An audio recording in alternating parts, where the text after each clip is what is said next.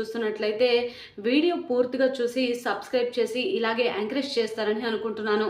ఇక లేట్ చేయకుండా వీడియోలోకి అయితే వెళ్ళిపోదాం. ఇక ప్రతాప్ని చంపడానికి శ్వేత అలాగే తన అన్నయ్య జీవంతో కలిసి దీపక్ విజయాంబిక ప్లాన్ చేస్తారు. బాంబ్ బ్లాస్టింగ్ చేసి లేదా గ్యాస్ లీక్ చేసి ఏదో ఒక రకంగా ప్రతాప్ని చంపి మంత్రి పదవు దీపక్ ఇస్తాడన్న ఆశతో ఇదంతా కూడా విజయాంబిక దీపక్ చేస్తూ ఉంటారు. మరి సమయానికి రాజు వచ్చి మరి ప్రతాప్ని కాపాడబోతున్నాడా?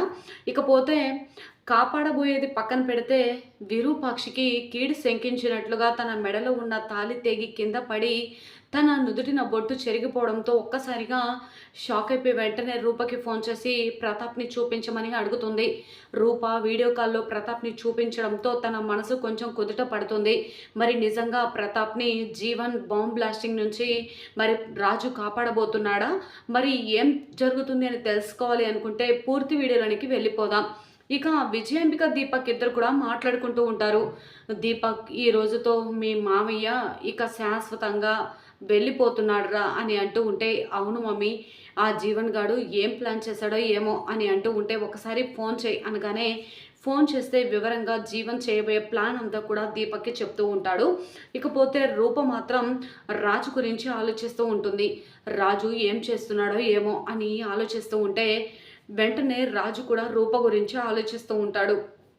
వెంటనేక అసలు అమ్మ పదే పదే శ్వేతని పెళ్లి చేసుకోమని అంటుంది. అసలు ఆ శ్వేతని పెళ్లి చేసుకోవడం ఏంటి? ఇన్నిటికి కారణమైన ఆ శ్వేతని చంపేస్తే పీడ వదిలిపోతుంది అని చెప్పి ఈ విధంగా రాజు తన మనసులో అనుకుంటూ ఉంటాడు.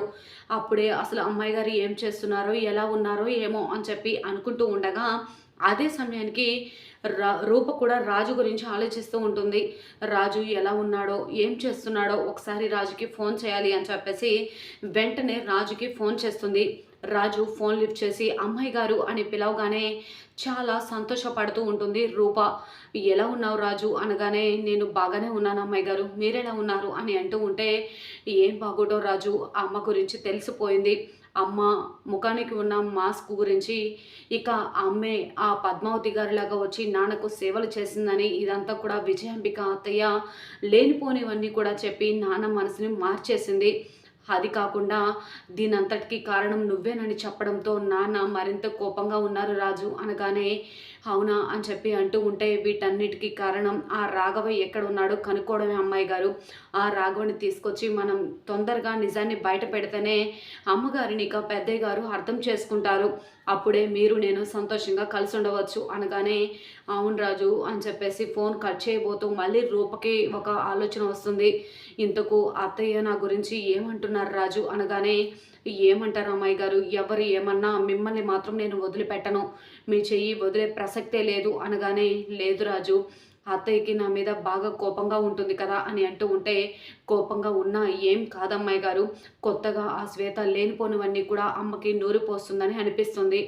లేకపోతే అమ్మ మాటి మాటికి మళ్ళీ కూడా శ్వేతని పెళ్లి చేసుకోమని నన్ను టార్చర్ చేస్తుంది అనగానే రూప ఒక్కసారిగా షాక్ అయిపోతుంది. ఏంటి రాజు ఏం మాట్లాడుతున్నావు అనగానే, అవునమ్మా మీరేమీ కంగారు పడకండి, ఎవరు ఏం చేసినా ఎన్ని చెప్పినా సరే నేను మాత్రం మీ చెయ్యి వదిలేదే లేదు అని చెప్పి ఈ విధంగా అంటూ ఉంటే వెంటనే రాజు రూపతో ఇలా అంటూ ఉంటాడు. సరే అమ్మాయి గారు మీరేమీ బాధపడకండి భయపడకండి అని అంటూ ఉంటే, రాజు నిన్ను చూడాలనిపిస్తుంది రాజు అనగానే, నాకు కూడా మిమ్మల్ని చూడాలని ఉంది అమ్మాయి గారు అని అంటూ ఉంటే, నిన్నట్లాగా వస్తాను అమ్మాయి గారు అని చెప్పగానే, సరే రాజు గుడ్ నైట్ అని చెప్పేసి రూపరాజు ఇద్దరు కూడా గుడ్ నైట్ చెప్పి ఫోన్ కట్ చేసుకుంటారు కదా. ఇక విజయాంబిక దీపక్ ఇద్దరు కూడా ఇంట్లో అందరినీ కూడా పడుకునేలా చేయాలని, సెక్యూరిటీ గార్డ్స్ అడ్డు లేకుండా చేసుకోవాలని చెప్పి ఖచ్చితంగా వాళ్ళందరినీ స్పృహ లేకుండా చేయాలని ప్లాన్ చేస్తూ ఉంటారు. అప్పుడే మందారం ఇక సెక్యూరిటీ గార్డ్ అందరికీ కూడా టీ పెడుతూ ఉంటుంది. ఇక విజయాంబిక దీపక్ వచ్చి ఏం చేస్తున్నావు మందారం అని అడగగానే, సెక్యూరిటీ వాళ్ళకి టీ పెడుతున్నాను దీపక్ బాబు అనగానే, అవునా ఏంటి ఇలా వచ్చారు అని చెప్పి మందారం అడగగానే, అది ఈ టైంకి అందరికీ కూడా నువ్వు కాఫీ ఇస్తావు పాలిస్తావు కదా నైట్, ఇంకా ఇవ్వలేదంటని అడగడానికి వచ్చాను అనగానే, అవునా ఓ సారీ దీపక్ బాబు, నేను మర్చిపోయాను, సెక్యూరిటీ వాళ్ళకు టీ పెట్టిన తర్వాత తర్వాత ఇస్తాను అనగానే, సరే కానీ ముందు సెక్యూరిటీ వాళ్ళకు టీ ఇచ్చిరా అనగానే, సరే అని చెప్పేసి మందారం అంటూ ఉంటుంది. అప్పటికే ఇక పాల ప్యాకెట్ ఫ్రిడ్జ్లో నుంచి తీయబోవడానికి మందారం వెళ్ళడం, విజయాంబిక చేతిలో ఉన్న ట్యాబ్లెట్స్ అన్నీ కూడా ఆ టీలో వేసేసి కలిపేస్తుంది. వడపోసి ముందు ఈ సెక్యూరిటీ గార్డుకి ఇవ్వమనగానే పాపం మందారానికి తెలియక ఆ టీని కాఫీని తీసుకువెళ్ళి సెక్యూరిటీ గార్డు వాళ్ళకి ఇస్తుంది. వాళ్ళందరూ కూడా తాగేస్తారు. వెంటనే దీపక్కి అలాగే విజయాంబిక ఇద్దరు కూడా మందారం తీసుకొచ్చిన పాలల్లో కూడా వెంటనే మందారానికి తెలియకుండా ఆ స్లీపింగ్ టాబ్లెట్స్ వేసి